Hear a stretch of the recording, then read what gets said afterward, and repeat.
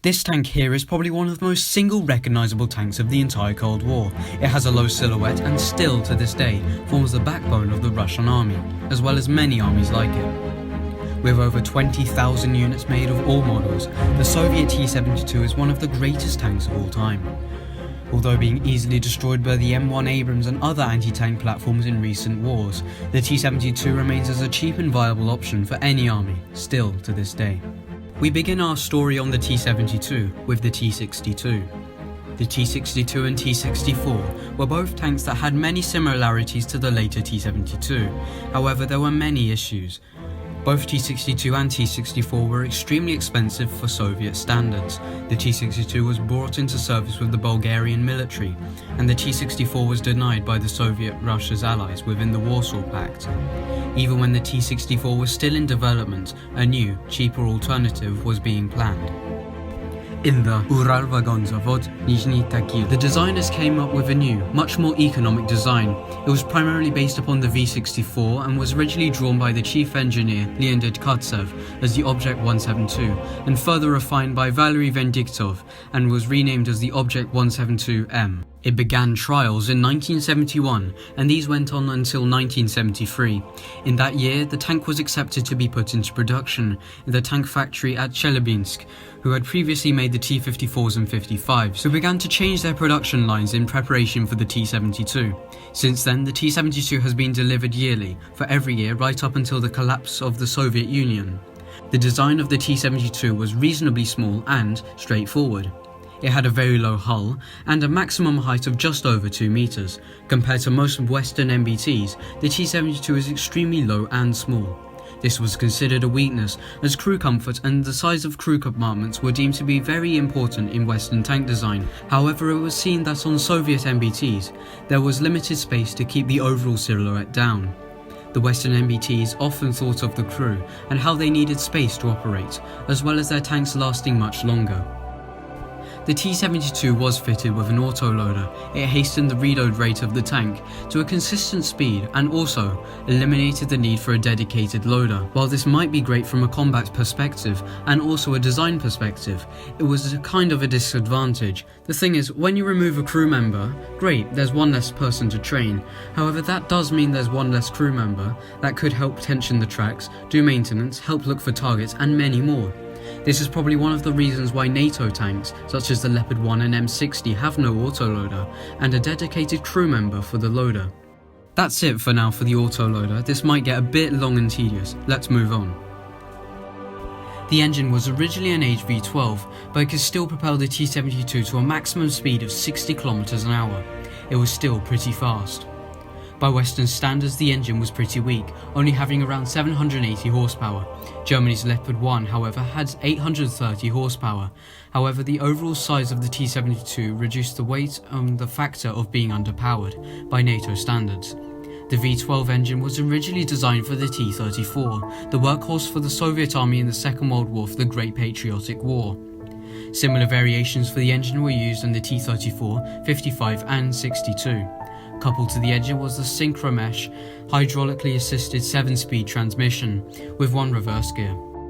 T-72s that were made after the beginning of the 80s had been upgraded to a 840 horsepower V84 diesel engine. The suspension was of torsion bar style with dampers on front and rear road wheels. Road wheels that were fitted had rubber on the outside layer. These were redesigned road wheels, unlike the T-64, and were partially hollow and also made from steel. The tracks were simplified, like older models, unlike the T-64s. The T-72 hull was mainly constructed out of RHA, or Rolled Homogeneous Armour. NBC, nuclear, biological or chemical, protection was a big factor of the T-72 as it was the age of the Cold War, where nuclear warfare was a massive threat.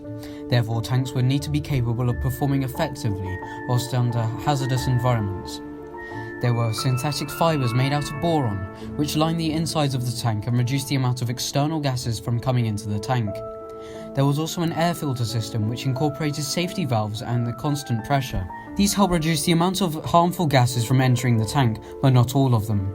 The shell casing ejection system for the autoloader would have to draw in air, which wasn't too good. The optics were reasonable but not astounding, and were actually quite limited. The addition of the autoloader resulted in the turret to be much smaller than its previous models, like the T-72 and 55. The commander's cupola was positioned to the rear right of the turret, and it had 4 vision blocks and 1 periscope. The gunner's position was situated to the left of the commander's position, on the left side of the turret. He had a 1 main periscope and 2 additional vision blocks. Getting the range for the targets under 1,000 meters on the earlier models was tricky, as it was pure guesswork.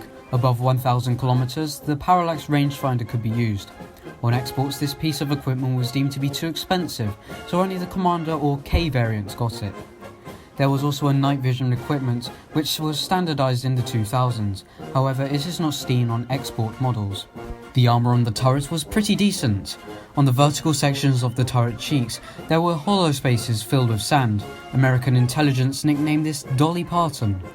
The thickness of the area is probably around 380mm thick at 1,000 kilometers on the T-72, and against APFSDS rounds on modern versions of the T-72, like the B3, can withstand 770mm to 800mm, and against HEAT-FS, 490 to 990mm. The later T-72s have one of the best protection levels for Soviet-era tanks. Despite its size compared to its NATO counterparts, the T-72 has an extremely potent 125mm 2A46 gun, capable of delivering HEAT-FS or Sabre rounds every 7 seconds. The T-72 could also fire ATGMs, or anti-tank guided missiles. The ATGMs could be ideally used from 1,800 meters. Due to the size of the turret, vertical guidance was very limited, only having -6 to 13 degrees of elevation and depression. The gun had a bore excavator around halfway through the barrel, and like most T-72s, have a thermal sleeve covering the whole barrel. The stabilizers on the early T-72s were of an average standards and could keep the gun relatively on target, but it was often for a T-72 to stop and fire. It was accompanied by the lunar infrared illuminator.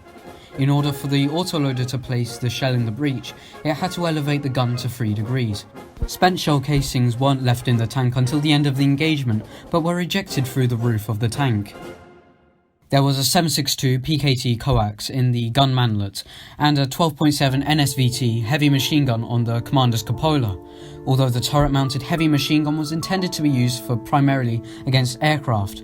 But this became unnecessary, as in the Vietnam War, the only devoted piston-propelled ground attack aircraft was the A-1 Sky Raider, and other aircraft such as the subsonic A-4 and Mach 2 capable F-4 were much faster than their piston-engined compatriots.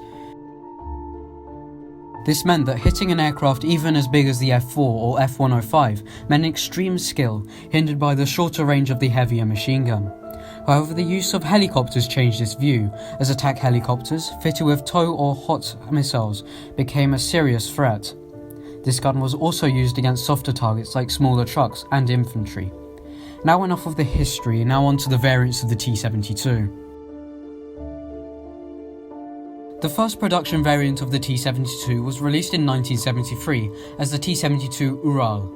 This was ultimately derived from the Object 172M and was armed with the D81 TM 125mm gun, as well as the searchlight mounted to its left.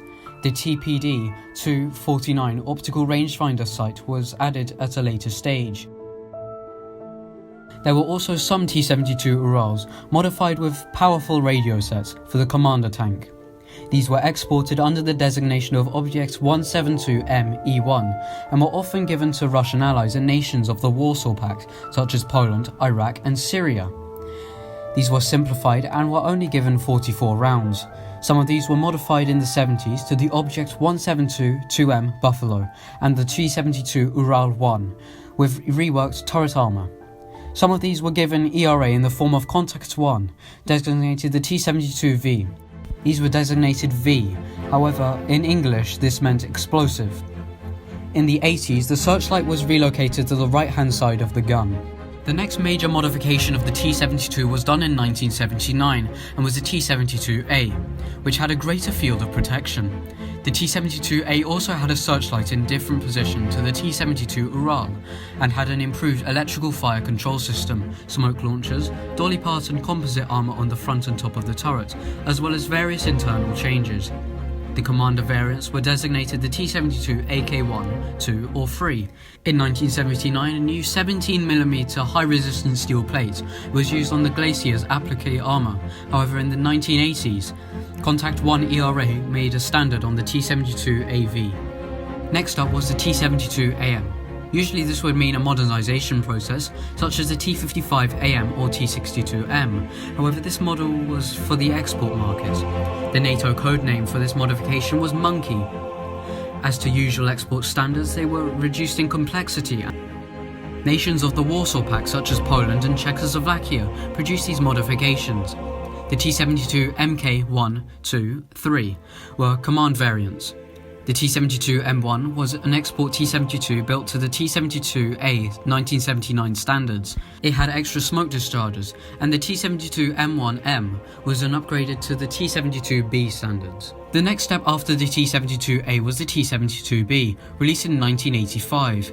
It was further improved, yielding a composite reinforced turret in the top and front, known as Dolly Parton in the west. It also had applique armour in the Glacis. It had a new 1A40-1 fire control system and a 9K120 laser rangefinder, which was needed to fire the 8M119 barrel-launched ATGM, as well as a new stabilizer system. A new engine was also fitted, as well as different position of smoke discharges and frontal ERA protection. The latest modification to the T-72 is the 2016 model of the T-72B3 or T-72B3 UBH, which has the improved and more powerful 1130 horsepower engine, a new stabilizer, and rear kit protection and ERA.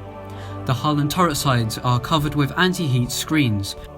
In the Cold War, the T-72 was the bulk of the Soviet armoured force. In the Soviet-Afghan War, the Soviets used more expendable T-55s and T-62s. However, in 1991, the fall of the Soviet Union, there were still over 4,000 in reserve. The older variants of the T-72 have been placed with the T-90, whilst others have been upgraded to T-90 standard, such as T-72B3. The first use of T-72s in combat was in 1982, with forces of Syria in the south of Lebanon, fighting against Israeli M60A1s and Merkavas. With almost no losses against the M60s, the Syrian brigade from the 1st Armoured Division only came across trouble when hidden TOW ATGMs were able to ambush them. In the Iran-Iraq War of 1980, T-72s fought against chieftains, M48s and M60s. A single battalion claims to have destroyed an entire Iranian unit armed with chieftains.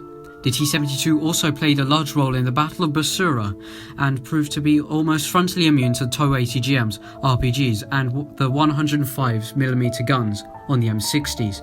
Only 60 T-72s were lost in the 8-year conflict. Modifications of the T-72 AM Monkey were the Assad Babil and Saddam, however, were downgraded versions of the already downgraded Monkey. These were used in the Gulf War of 1991, however the reputation of the T-72 was severely damaged by the use of T-72s in this conflict. The most famous tank battle of the Gulf War was probably the Battle for 73 Easting, where American M1A1 Abrams and Bradley IFVs decimated the Iraqi Republican Guard with a single loss of a Bradley IFV. This was all carried out during a sandstorm. Many were also knocked out at long range by long-range ATGMs and shots fired by British Challenger 1s and Hellfires fired by AH-64A Apaches. This year, the recent conflict between Azerbaijan and Armenia, T-72s have both been used by Azerbaijan and Armenia alongside BMP-2 IFVs. They have suffered heavy casualties to ATGMs and more, but most notably drones. Thank you very much for watching this longer video on the T-72. I really hope you have enjoyed. Next documentary video will be on the T-90, a derivative of the T-72 family, but much different to its aging predecessor. Thank you very much for staying till the end, and as always, stay safe in these difficult times.